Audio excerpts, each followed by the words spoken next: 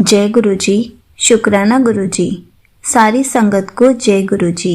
संगत जी, आपको पता है गुरुजी हमें कितनी बार लाइफ ब्लेस करते हैं, हमारी फैमिली को कैसे प्रोटेक्ट करते हैं, पूरी फैमिली को कैसे लाइफ ब्लेस करते ही रहते हैं। इसी पर एक आंटी जी का सत्संग सुनते हैं जिसमें उन्होंने इस बात को बहुत अच्छे से एक्सप्लेन किया है। ये सत्संग पूरा ज़रूर सुनिएगा, आपको बहुत अच्छे आंसर्स मिलेंगे। तो चलिए आंटी जी का सत्संग सुनते हैं। जय गुरुजी। संगत को प्रणाम।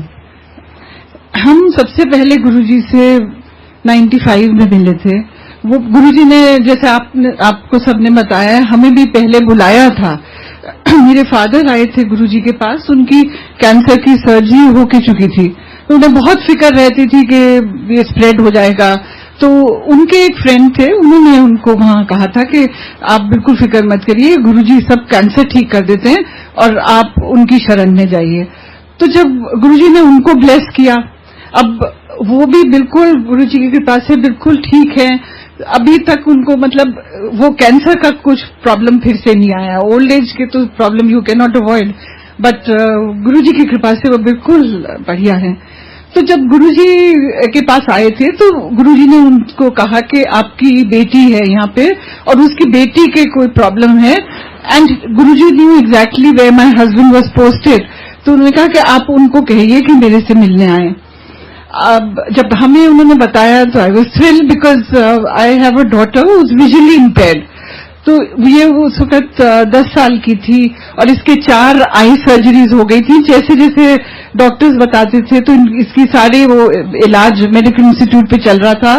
हमने इसके पेपर सब बाहर भी भेजे थे, एंड वो सब ने यही कहा था कि जितना हो सकता है डॉक्टर्स ने यहाँ किया है वो that was all that was possible. और मेडिकल साइंस में there was nothing that more that could be done.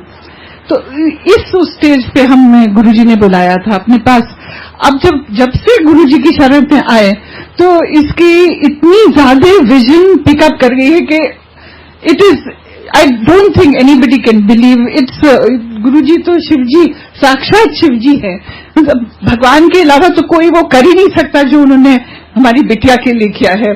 ये स्पेशल स्कूल में जाती थी, इसका मतलब विजन काफी बहुत ही कमजोर थी, एंड इसको धीरे धीरे हमने पढ़ाना शुरू किया। तो इसने ओपन स्कूल से 8th क्लास का किया, फिर इसको हमने 10th क्लास के उसमें एनरोल किया। तो इतनी उस गुरुजी एक दिन हमारे वहां पे आए 95 में जब हमें मिले थे, तो उन्होंने कुछ इसको बहुत सिंपल सा बताया था, सूर्य प्रणाम करना, और उन्होंने कहा कि ये 51 डेज के लिए इसको कहिए करिए। तो 21st डे पे ये लड़की कहने लगी कि मुझे तो बहुत अच्छा दिख रहा है। तो उस दिन से वो 95 से ऐसा पिकअप करती रही कि इसके सारे पैरामीटर्स पिकअप कर गए।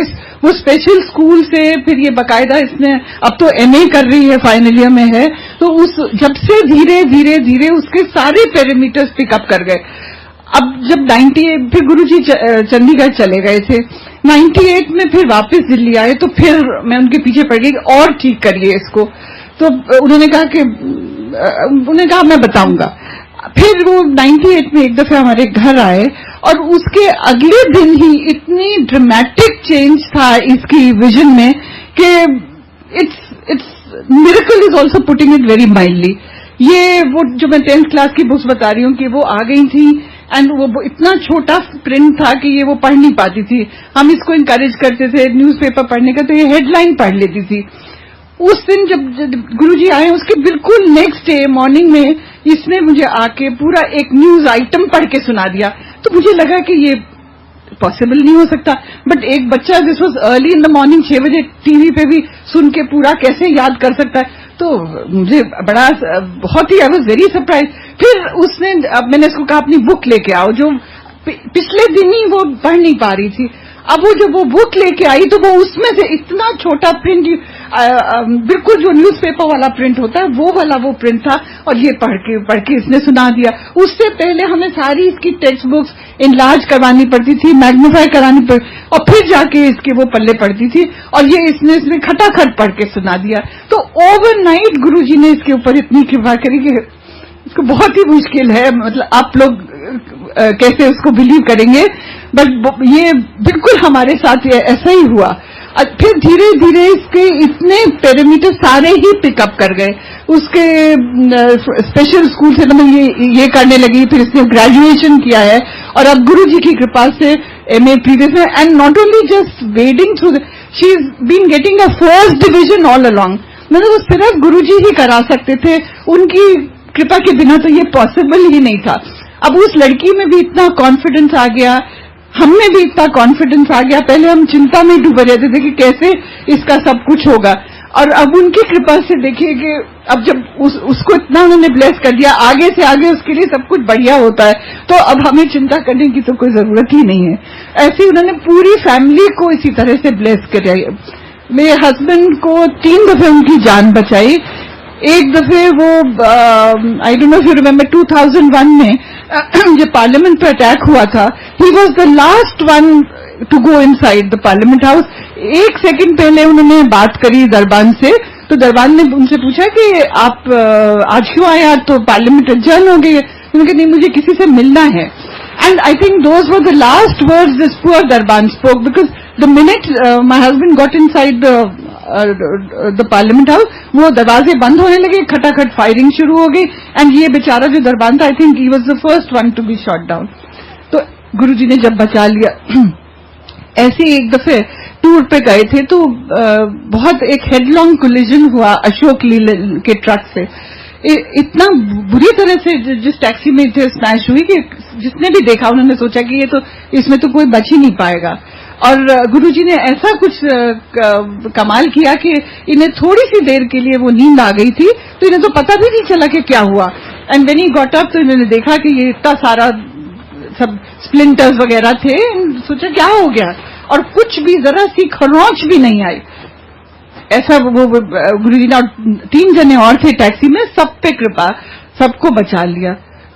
और तीसरी दफे ये वहां पे कश्मीर में पोस्टेड थे, तो वहां पे गोल्फ कोर्स पे वॉक के लिए गए। दूसरा तीसरा दिन ही था ज्वाइन करने के बाद, तो जरा सा अंधेरा हो गया था, गलती थी बिकॉज वहां पे तो बहुत केयरफुल रहना पड़ता है। तो जब जरा सा ये वापस ही जा रहे थे तो एक इनकी तरफ एक जानवर भागता हुआ आया, तो ये बड़ा फरी सा था, इनको लगा शायद कुत्ता है, तो सोचा कि कुत्ता कैसे गोल्फ कोर्स में आ गया। जरा सा अचंभा हुआ, बट फिर जब पास में और पास आया, इतनी सी दूर था, तो देखा कि वो तो लेपर्ड है और वो बिल्कुल तैयार था लपकने के लिए, उसकी टेल स्विश कर रही बिल्कुल गुस्से में। एंड इन्हें कुछ समझ नहीं आया कि इतनी देर में क्या करूं, इन्होंने ऐसे वैसे शू शू कर दिया। एंड उसके बाद मतलब ये 2.5 किलोमीटर दूर था गेट, और ये वापस चलते रहे। गुरुजी ने फिर इनको बचा लिया, बिल्कुल बिना किसी उसके ये वापस वहां पहुंच गए। एंड तो इस तरह से गुरुजी की इतनी ज्यादा कृपा हम सब पे है। ऐसे बेटे को भी एक दफे, उसका भी बहुत ही कॉलेज में था, मोटरसाइकिल पे पीछे बैठा था, हेलमेट नहीं पहनी थी, तो बहुत ही भद्दा accident. It was so bad कि वो द डॉक्टर सेड कि अगर जरा सा फ्रैक्शन ऑफ दिस थिंग बाल भी इधर वो होता इसका, तो इसको पैरालिसिस हो जाती। और फिर गुरुजी ने उसको भी बचाया इसी तरह से।